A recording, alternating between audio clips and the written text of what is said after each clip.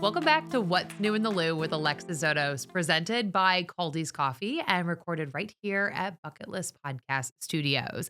This is your can't miss weekly podcast helping you stay in the know all around St. Louis. We're talking the best new restaurants, the can't miss events, and of course, the people that make our community the best place to live and visit. Now, stick around for the end because we have a full lineup of things to do this week in St. Louis. And if you know me and you listen to this podcast, well, you know we like food on here. We like to talk about food, and that's why I'm really excited to have my guest with me today. Matt wrote Matt's St. Louis food story, and we're going to dive right into it. Yeah, Matt, please. thanks for being here. Dave, thanks for having me. Okay, so I'm so excited to listen to kind of your why behind this book. What brought it about? Well, about 12, 13 years ago, in fact, I brought a prop. Oh, we love a prop. I This is why you have to watch as well as listen. Called Shop Like a Chef with a chef friend of mine named Clara Moore. Okay. And so Clara used to be the exec chef at Local Harvest when they had the cafe and then also for the catering. She lives on the East Coast nowadays, but so she had started this book, asked me to come in and help co-write it. And it was about grocery stores and how to shop like a chef. And so when that book was getting to be about the 10th anniversary of it, I was like, man, let's see if anybody's up for doing a volume 2. And so I shopped it around a few local publishers and nobody was really into it. But I talked to Reedy Press and Josh over at Reedy Press was like, don't really have room for it in the stable, but I'd love to do something with you at some point. And I was like, okay, cool. Yeah, keep my number and forgot about it, obviously. And about a year later, he called me and said, hey, I got this idea. And we started talking and that's the result. So it's a little bit of a different vibe though. So how did the shift happen? How did it evolve into the book that is on store shelves today? Well, originally, so Reedy Press does guidebooks and they are based in St. Louis. Their main market is St. Louis, but they have like best of this town, best of that town. And so they had a title for St. Louis they wanted to do another volume of, and they asked me to do that volume. And as we got into it, they're like, hey, you've got some experience. You've been around for a while. Wouldn't it be cool to kind of do your own thing? Which I was like, yeah, I mean, nobody ever wants me to do my own thing. And so once we started talking that way, then that's what kind of happened and it evolved into Matt's food story. So instead of just saying like having like a greatest hits or including like every place under the sun, they said, let's just go with like kind of what you want to do. And, all right, so let's walk it back a little bit and tell, for why people care about your food story. Give us your background. Walk us through a little brief Matt bio, if you will. Yeah. So I've been a freelance writer here in town since like late 90s. I kind of started out doing a lot of stringer work, like covering government meetings and school boards and stuff like that. And then in the early 2000s, I heard about this magazine called Sauce. And it had just kind of become a print. So they did it backwards. Like they started out in 1999 as a website, which in like 1999 was like freakish. But it was more like just like a list of like places to go and restaurant list. And then they became a magazine and I heard about it and I'm like, I just was looking for some paying gigs as a writer, no food background, like whatever. I'm not a chef. I went to restaurants. Yeah, but whatever. And so I was like, well, cool. And I started writing for Sauce. And then that kind of got me into the food scene. And then I started writing for other magazines. So I did a lot of stuff for Feast, St. Louis Magazine, Alive, on and on. And just kind of went from there. And then about 15 years ago, I was like, I kind of want to be in the industry. But like I said, I'm not a cook, I'm not a chef. Like, what can I do? Well, I had been talking to so many bartenders and bar managers, during my writing that I was like, man, that's actually something I can do, like culinary. Yeah. And so I just started kind of dipping my toe into bartending. And then, 15 years later, I'm still bartending. Yeah. And writing. Where are you at now? I'm at Bistro La Florissant in Clayton, which is the old Bar La Frere space. It's owned by Take Root Hospitality, who the folks behind Vicia and Winslow's table. We love them. Good people. A beautiful space. Yeah. That's a very fine dining kind of restaurant. How does that differ from some of the other spots you've been at in the past? I mean, I've always kind of been a restaurant bartender. Like I haven't been a dive bar bartender. I've helped out at bars like that, but like not on the regular. So probably the place I've spent most of my time, my bartending career has been Planter's House. I helped open them up when they first opened, stayed there for a few years. And then I was back there last year for a while. Bistro is like a little bit more highfalutin than Planter's House, which still is like an elevated, so I've always kind of been in that realm where like the craft cocktail thing, I've never been like, here's a bucket of buds and some shots, doing the What if soulard somebody thing. tried to order a bucket of bud from you? Well, I'd be they'd be. I mean, I'd give them a bucket of something, and we'd figure it out. But yeah, no, not exactly my scene. Yeah, I'm curious, when you think about Planter's House, which really helped sort of put craft yeah. cocktails on the map for St. Louis, how do you think our cocktail scene has evolved in the last decade, 15 years since you've Hmm. been in that part of the industry? Interesting. It's been kind of like I feel like it's been up and down. Like so Ted Kilgore, who one of the owners of Planter's House, and everybody knows Ted. He's master bartender, great guy also. So he's kind of started all when he came into town. He came from Springfield, started working at Monarch. Monarch was really the first place that started really, you could go and get like a Manhattan. Mhm. Also, about at that same time, Steve Smith over at the Royale started business. And that was a place that actually really early on started doing like classics and well done cocktails. And so for a while, it was kind of cruising along a little bit at speed, and then Planter's House opened, and then that was going. And then even pre-COVID, I found that like people were kind of maybe pulling back a little bit, Mm. and I think a lot of that was just we're a small market. And I mean, in Chicago, you can get away with a lot of stuff you can't get away with, like maybe in St. Louis. Mm. So I think people were like, well, that's really great, but they're a little bit more expensive. And I maybe take a little bit longer. And all I really want to do is have a drink. Mhm. And then it kind of, I don't know, kind of ebbed and then it flowed up again. Then you had places like Platypus who, in the last few years opened up. And unfortunately, New Society, has just announced that So sad. Such they're a leaving cool them. spot. It is, and Meredith Berry, who is one of the owners and lights behind that, is such a great person.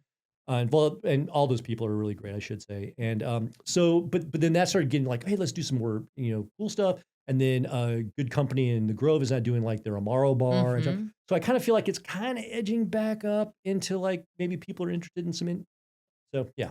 It's a weird, and then you've got to deal with the fact that people are just drinking less Yeah. nowadays and all of that, and it does Mhm. make for, I guess, more difficult market. Yeah, and it's funny because like I don't drink. I quit drinking during COVID, Do and people find that weird that you're a bartender that doesn't drink? other bartenders don't because in Yeah, the in the industry it's industry, pretty it's not common, weird. but yeah, on the out, the civilians are like, oh, that's really weird. How do you do that? And I always say like, there's people who quit drinking because they want to, and people who have to. I Mhm. wanted to, Mhm. so there's no temptation for me. Like I can work behind a bar. I'm like, I don't, it doesn't cause me any issues. But yeah, I know people think it's kind of Well, weird. I it's still taste. Well, it's interesting because that's one thing that I think St. Louis has done extremely well about Mm. is bringing in more craft Sure. mocktails, doing so much more NA, and it's been really fun to watch that Yeah. bloom and flourish. Yeah, there's a lot of creativity that you can still do a lot of creative stuff and not have alcohol. And there's some great brands that have come out, like local brands like Well Being. Mhm. I love NA beers. I also there's a lot of like big labels that have started doing NA versions, like Gaffard Liqueurs does it. There's other NA spirits, quote Spirits. unquote, like a Ritual, Mhm. Bear, which is also a locally located Mhm. uh, brand. But yeah, I do think that some people really appreciate it, and some people are like, why am I paying the Well, same money? Which I get that because it's like you're like I'm getting all the money and none of the buzz, right? Yeah. I can Um, definitely I think yeah. there's a happy medium to find there. I Mhm. definitely think that I don't wanna pay the exact same price as a full-on cocktail as I am for a mocktail. I can appreciate the craft. Right. But yeah, maybe some sort of balance. I have seen a couple of mocktail prices recently where I'm like, "What?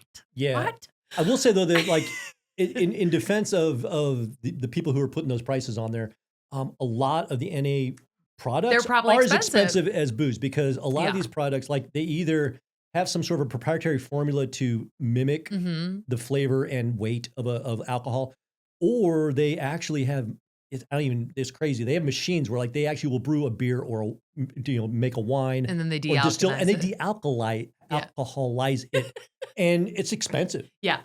And I think that's a good reminder for people, and maybe we all need a little asterisk on the menu about Yeah. that. But anyway, okay, so we've dived into the why Mhm. behind this and why you have a food story.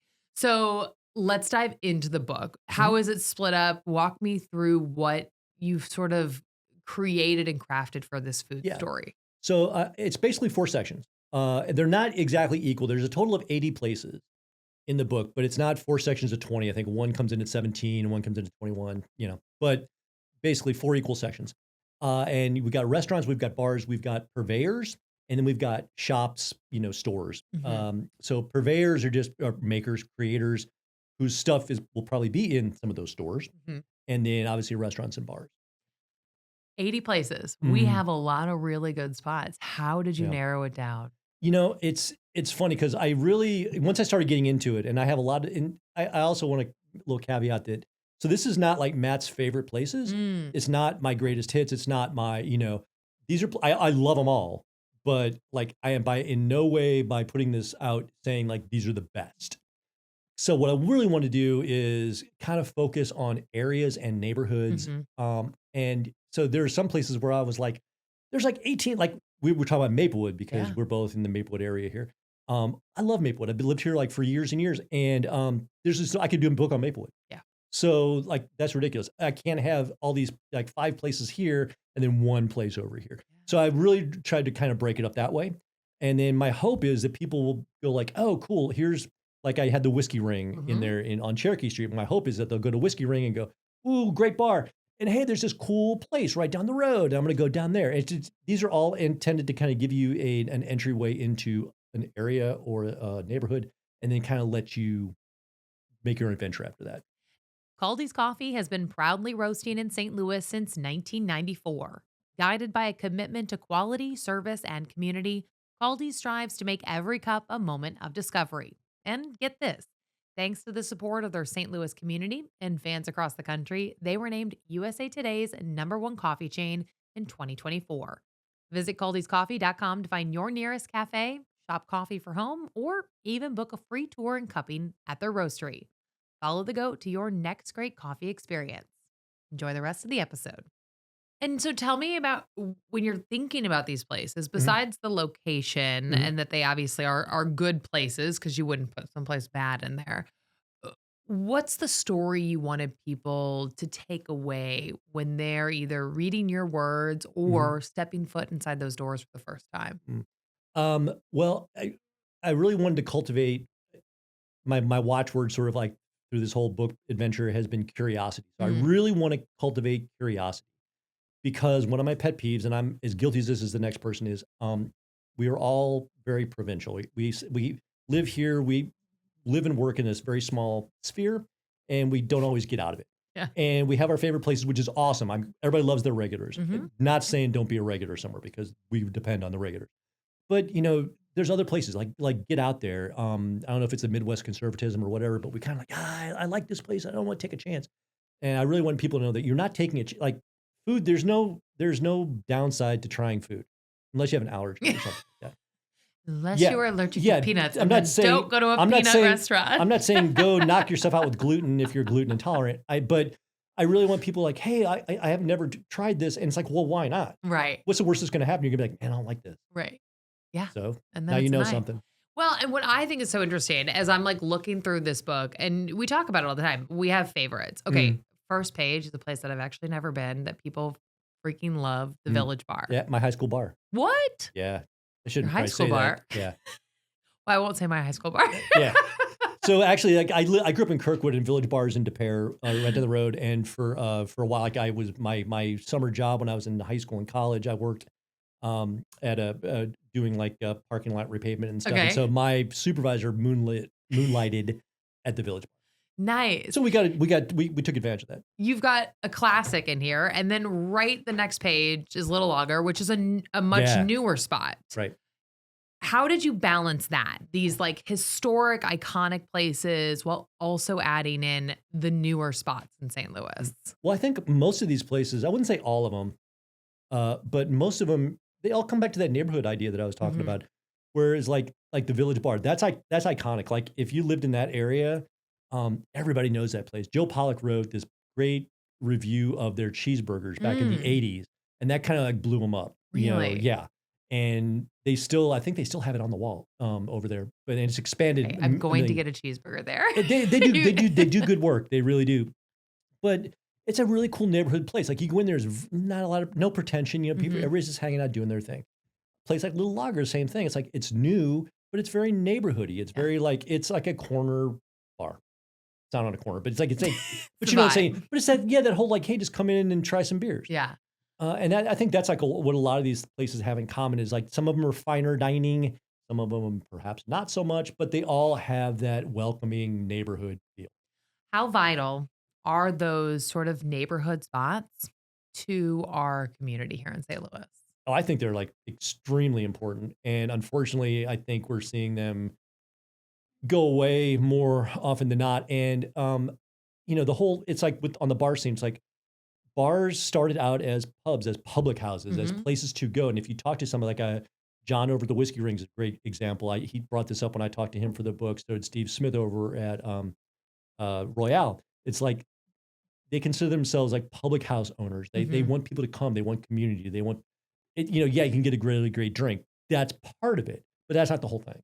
You have to have a place to gather and have a good time. And unfortunately, and it's very hard to sit in a boardroom and create that. It's an organic thing that comes up over time. I mean, I don't think anybody sits there and goes, "I'm going to open up a dive bar and have it be a successful dive bar." Right.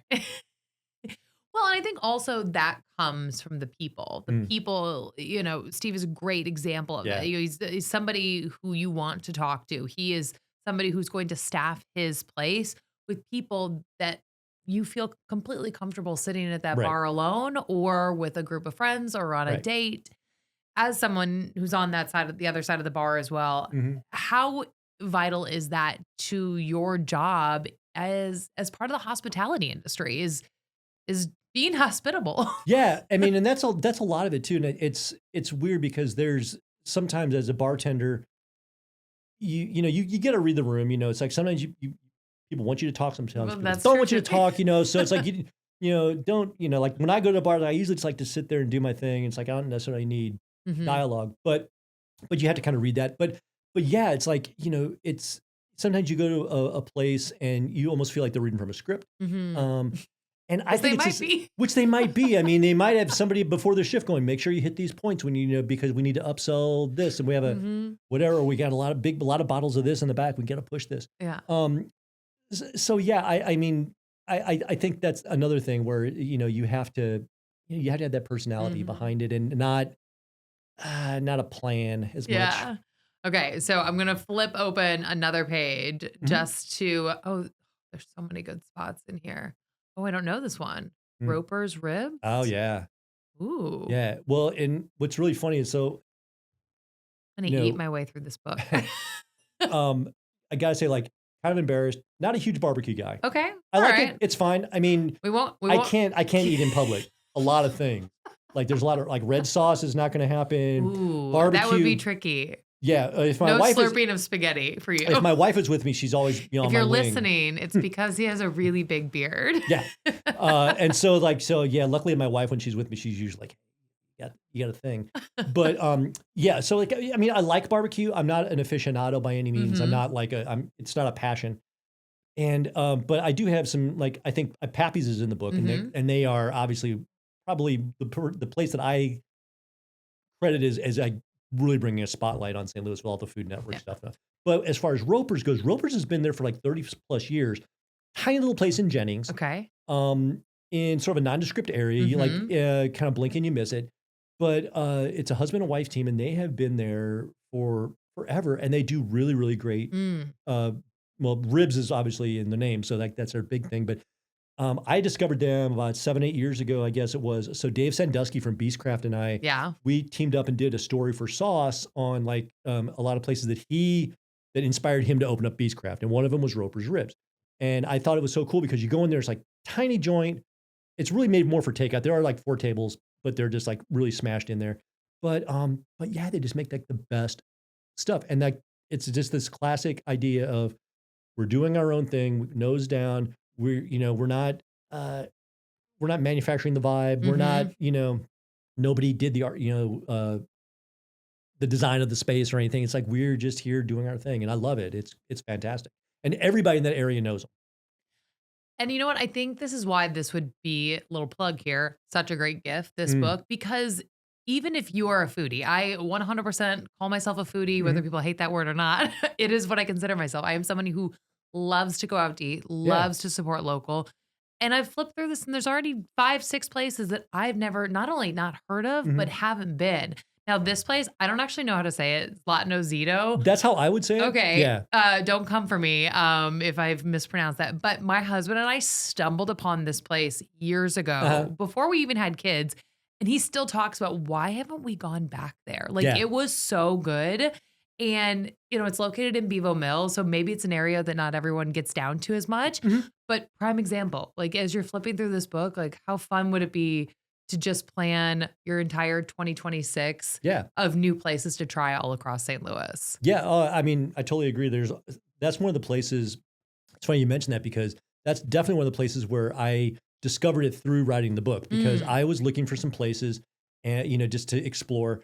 And so I contacted Lauren Nalick over at Falcon Treat Box, Love. who I love. Her and Edo are like the best people. Yeah. And I was like, hey, just looking for some new places to explore. Could you turn me on to a couple? And she actually turned me on to that. And then Speaking of, another you've got place called Balkan right on the back. yeah, Taste of Bosnia is another place she turned me on to, Yum. which is another place where it's like in this, really nondescript stretch of road and like near South County, but just fantastic food.